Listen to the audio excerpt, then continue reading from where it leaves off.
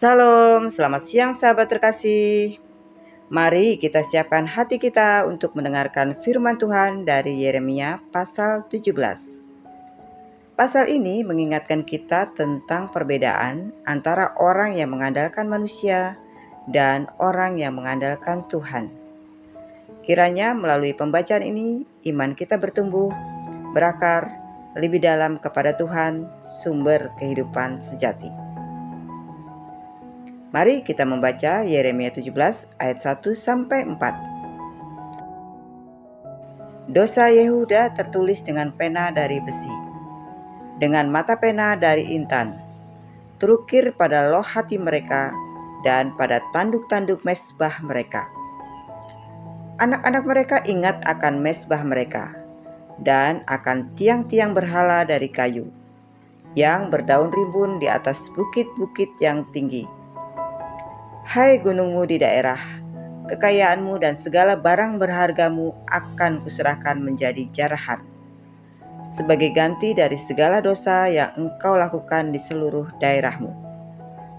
Engkau sendiri akan kehilangan milik pusaka yang telah kuberikan kepadamu, dan aku akan membuat engkau menjadi budak musuhmu di negeri yang tidak kau kenal. Sebab api murkaku telah mencetuskan nyala, yang akan menyala untuk selama-lamanya. Sahabat terkasih, Tuhan menegur umatnya yang berpaling darinya. Dosa bukan hanya perbuatan, tapi sudah terukir dalam hati. Namun kasih Tuhan selalu menanti mereka yang mau kembali. Yeremia 17 ayat 5-6. Beginilah firman Tuhan, terkutuklah orang yang mengandalkan manusia, yang mengandalkan kekuatannya sendiri, dan yang hatinya menjauh daripada Tuhan. Ia akan seperti semak bulus di padang belantara, yang tidak mengalami datangnya keadaan baik. Ia akan tinggal di tanah angus di padang gurun, di negeri padang asin yang tidak berpenduduk. Sahabat terkasih, ayat ini menggambarkan betapa rapuhnya hidup yang hanya bersandar pada manusia. Ia seperti semak di padang gersang, hidup tapi tanpa kehidupan sejati. Yeremia 17 ayat 7-8. Diberkatilah orang yang mengandalkan Tuhan, yang menaruh harapannya pada Tuhan.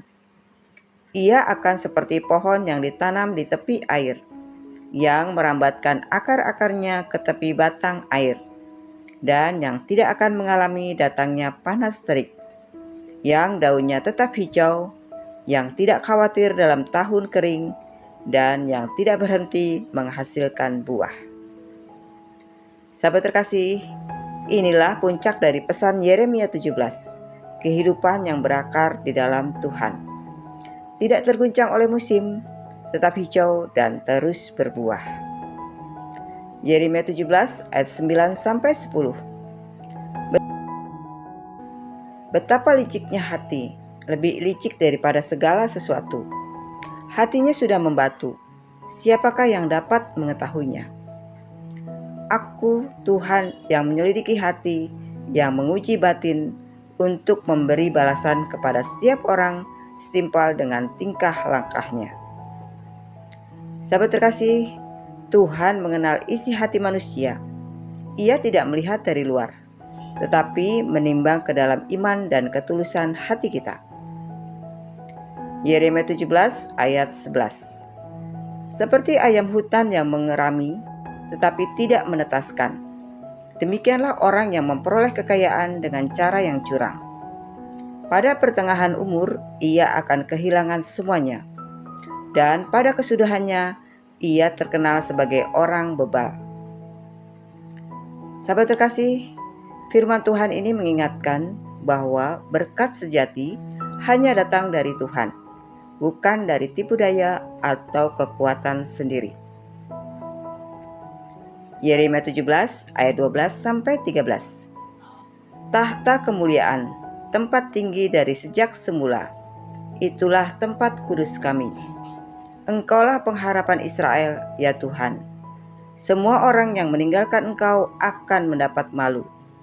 Mereka yang murtad daripadaku akan tertulis di bumi, sebab mereka telah meninggalkan Tuhan, sumber air yang hidup. Sahabat terkasih, Yeremia kembali menegaskan bahwa Tuhan adalah sumber air hidup. Siapa yang menjauh darinya akan kering dan kehilangan arah. Yeremia 17 ayat 14-18. Sembuhkanlah aku ya Tuhan, maka aku akan sembuh. Selamatkanlah aku, maka aku akan selamat. Sebab Engkaulah kepujianku. Sesungguhnya mereka berkata kepadaku, di manakah firman Tuhan itu? Biarlah sampai.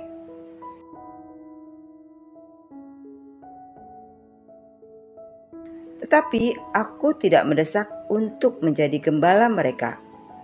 Aku juga tidak ingin mendatangkan malapetaka. Hari kemalangan tidak kuinginkan. Engkau tahu apa yang keluar dari bibirku. Itu terbuka di hadapanmu. Janganlah menjadi keputusasaan bagiku. Engkaulah tempat perlindunganku pada hari malapetaka. Biarlah mereka mendapat malu, tetapi janganlah aku. Biarlah mereka terkejut, tetapi janganlah aku. Datangkanlah atas mereka hari malapetaka, dan hancurkanlah mereka dengan kebinasaan ganda. Sahabat terkasih, inilah doa seorang nabi yang jujur. Yeremia berseru agar Tuhan menjadi perlindungan di tengah tekanan dan penolakan. Yeremia 17 ayat 19-27. Beginilah firman Tuhan kepadaku. Pergilah, berdirilah di pintu-pintu gerbang anak-anak bangsa itu, di mana raja-raja Yehuda keluar masuk, dan pada semua pintu gerbang Yerusalem. Dan katakanlah kepada mereka, dengarlah firman Tuhan, hai raja-raja Yehuda dan seluruh Yehuda, serta semua penduduk Yerusalem yang masuk melalui pintu-pintu gerbang ini. Beginilah firman Tuhan, jagalah dirimu, janganlah kamu memikul barang pada hari Sabat dan membawanya masuk melalui pintu-pintu gerbang Yerusalem. Janganlah kamu membawa barang keluar dari rumahmu pada hari Sabat, dan janganlah melakukan pekerjaan apapun. Tetapi kuduskanlah hari Sabat, seperti yang telah kuperintahkan kepada nenek moyangmu. Namun mereka tidak mau mendengar, tidak mau memperhatikan, tetapi berkeras tengkuk, sehingga mereka tidak mau menerima pengajaran dan tidak mau didisiplinkan. Apabila kamu sungguh-sungguh mendengarkan aku, demikianlah firman Tuhan, maka aku akan menyalakan api di pintu-pintu gerbangnya, yang akan memakan habis puri-puri Yerusalem dan tidak akan padam. Sahabat terkasih, firman Tuhan ditutup dengan panggilan untuk hidup taat. Karena ketaatan adalah cara kita tinggal dekat dengan sumber air hidup itu sendiri. Sahabat terkasih, mari kita berdoa bersama. Bapa yang Maha Baik, Engkaulah sumber air hidup kami. Tanpa Engkau, hati kami kering, pikiran kami resah, dan hidup kami kehilangan arah. Hari ini kami belajar untuk kembali menaruh akar kami ke dalam kasih-Mu. Ajarlah kami untuk hidup taat, setia, dan berbuah. Bukan karena musimnya baik, tapi karena Engkau yang mengalirkan kehidupan di dalam diri kami. Dalam nama Tuhan Yesus Kristus, kami berdoa dan mengucap syukur. Amin. Sahabat terkasih, terima kasih sudah mengikuti pembacaan Alkitab hari ini. Jika pembacaan Alkitab ini memberkatimu, jangan lupa untuk klik like, komen, share, dan subscribe ya, supaya semakin banyak orang dikuatkan melalui firman Tuhan. Sampai jumpa di pembacaan Alkitab berikutnya. Selamat beraktivitas. Tuhan Yesus memberkati.